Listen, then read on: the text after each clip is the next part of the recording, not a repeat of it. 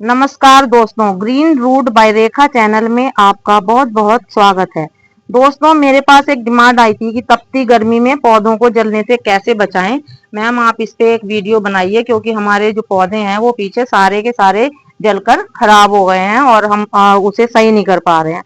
तो मैंने इस पर एक वीडियो बनाई है। तो मैं इसमें ये सबसे पहले तो आपको दोस्तों गमले के बारे में बताना चाहूंगी कि गमले जो हैं गर्मियों में मिट्टी के गमले बहुत सही रहते हैं क्योंकि उनमें जो मिट्टी होती है उसमें टेम्परेचर ज्यादा अंदर नहीं जा पाता मिट्टी में। और जो ये प्लास्टिक के गमले हैं, सिरेमिक के गमले हैं, ये सारे गमले जो हैं ये अच्छे नहीं रहते। ये इनमें मिट्टी गर्म हो जाती है और गर्म होने से इसमें उमस बनती है और जड़ को गला देती है। तो दोस्तों, आपको सबसे पहले मैं यही कहना चाहती हूँ कि आप जितना अधिक हो सके आप मिट्टी के गमले ही लें। हालांकि मेरे गमले ये दोस्तों प्लास्टिक के हैं, लेकिन मैं इनकी बहुत ज्यादा केयर करती हूँ, इसलिए ये मेरे गमले थोड़े ठीक है। आप इसकी जब आपको नॉलेज हो जाएगी तो आप प्लास्टिक के गमले भी यूज कर सकती हैं। और दोस्तों, इसके बाद मैं ये आपको कहूंगी कि मल्चिंग अवश्य करनी चाहिए। जब गर्मी की तपश पड़ती है तो ये मिट्टी जो है दोस्तों, ये देखिए, अभी तो इतनी अच्छी बुरबुरी मिट्टी हो रही है। ये कैसी हो जाती है, जब पानी डालेंगे इसमें तो इसमें बहुत ज्यादा टेम्परेचर हो जाएगा मिट्टी में और ये इसकी जड़ों को भी सड़ा देगा और पत्तियां जो है वो धूप से झुलस जाएंगी क्योंकि नीचे इसमें नमी नहीं रह पाएगी। तो दोस्तों, मल्चिंग एक ऐसी चीज है जिसे करके आप इसमें इसको मिट्टी को जो है वो नमी इसमें बनाए रख सकते हैं और ठंडा रख सकते हैं। तो मल्चिंग में दोस्तों आप क्या क्या प्रयोग कर सकती हैं, देखिए। एक तो ये है धान की भूसी, आप इसको डाल सकती हैं। इसको देखिए, आप ऐसे डाल सकती है, ऐसे आप इसको मल्चिंग को डालिए और ये आधा आधा इंच कम से कम एक लेयर इसकी होनी चाहिए। देखिए दोस्तों, ऐसे ऐसे इसको इकसार कर दें और आधा इंच इसकी आप लेयर इस पर बना देंगी। और इसके बाद इस पे पानी जो है आप डालेंगी। पानी डालने से इसमें क्या होगा कि ये गीली हो जाएगी और उससे इसमें नमी बनी रहेगी मिट्टी में, और जो ये उमस बनती है ये नहीं बनेगी क्योंकि इसके ऊपर हमने ये मल्चिंग कर दी है। दोस्तों, इसके अलावा आप मल्चिंग कर सकते हैं, जैसे इस पेड़ में हम मल्चिंग कर सकते हैं। ये देखिए, कोकोपीट, कोकोपीट है दूसरी चीज। इसकी भी आप ऐसे ही लेयर बना देंगे दोस्तों, ऐसे ऐसे लेयर बना देंगे, आधा आधा इंच की लेयर आप बना देंगे इसमें और इसमें भी पानी डाल देंगे हम, क्योंकि इसे गीला करना बहुत जरूरी है दोस्तों, क्योंकि गीला करने से ही इसमें नमी बनेगी और अंदर की मिट्टी जो है वो ठंडी रहेगी और जड़ों को नहीं सड़ा पाएगी। अब देखिए, तीसरी चीज है ये देखिए दोस्तों, ये टिकोमा का प्लांट है। टिकोमा का प्लांट है ये, इसमें हम ये पत्तियां यूज कर सकते हैं। ऐसे पत्तियों को आप यूज करें ऐसे, और पत्तियों से पूरा इसको ढक दें आप, क्योंकि पत्तियां आपके बाग में बगीचे में निकलती रहती हैं, तो आप उनको यूज कर सकते हैं दोस्तों। तो दोस्तों देखिए, ये पत्तियां मैंने डाली हैं और ये देखिए कितना अच्छा इसमें मल्चिंग का होने के बाद इसमें रिजल्ट आएगा आपका। आपको तब रिजल्ट मिलेगा ना, तो आप तब बहुत ज्यादा प्रसन्न होंगी और इस चीज को आप अपनाएंगी। तो दोस्तों, ये तो मल्चिंग की बात बताई। इसके अलावा और भी चीजों से मल्चिंग हो सकती है दोस्तों, जैसे कि आप लकड़ी का चूरा यूज कर सकती हैं। लकड़ी का जो छीलन हमारे घर में होता है, जब हम कारपेंटर लगाते हैं दोस्तों, तो उससे क्या होता है कि वो जब लकड़ी छीलता है तो हम उसे फेंक देते हैं, लेकिन वो इसमें बहुत काम की चीज है। आप इसमें लगाएंगी तो ये मल्चिंग का पूरा काम करेगी दोस्तों। तो दोस्तों, ये तो मैंने आपको मल्चिंग के बारे में बता दिया। और अब जो है इसके बाद में आपको बताऊंगी कि धूप के बारे में, कि धूप कितनी रखनी चाहिए गमलों में। तो दोस्तों, सुबह 2-3 घंटे की धूप आप इसे सनलाइट दिखा सकते हैं, जिससे कि इनमें जो कीट आदि हैं जो पैदा हो जाते हैं गर्मी से, वो सारे मतलब इसमें सनलाइट से मर जाएं।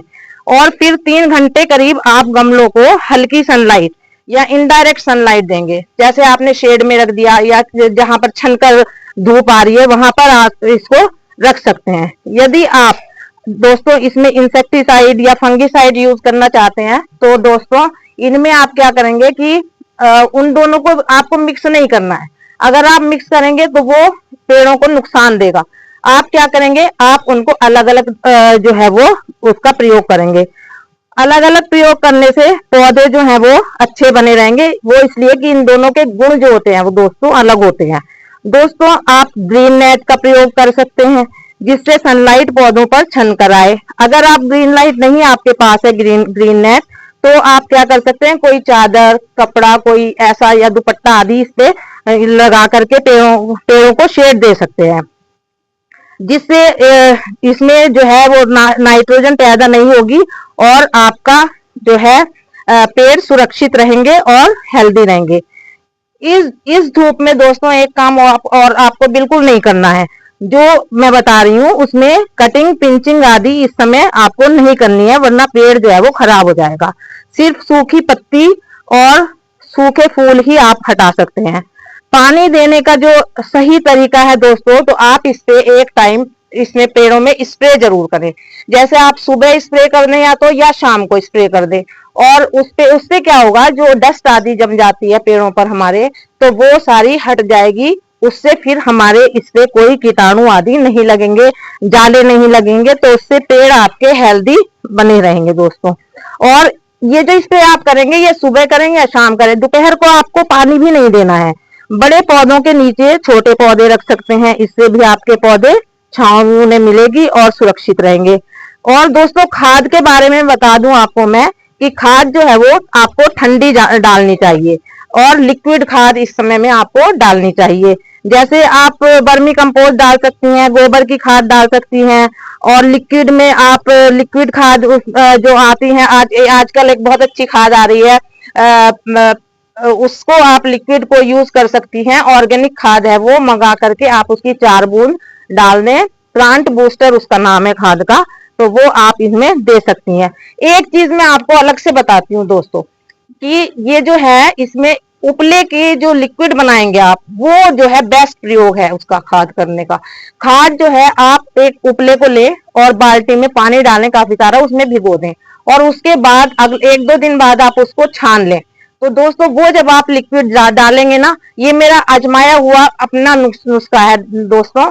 तो एक बार मेरा पुदीना सूख गया था, तो मैंने इसी तरह से उपले की खाद को प्रयोग किया लिक्विड बना करके, और मेरा जो जला हुआ पुदीना था वो फिर से ताजा हो गया, और बहुत इफेक्टिव खाद है ये, तो ये आप जरूर प्रयोग करें।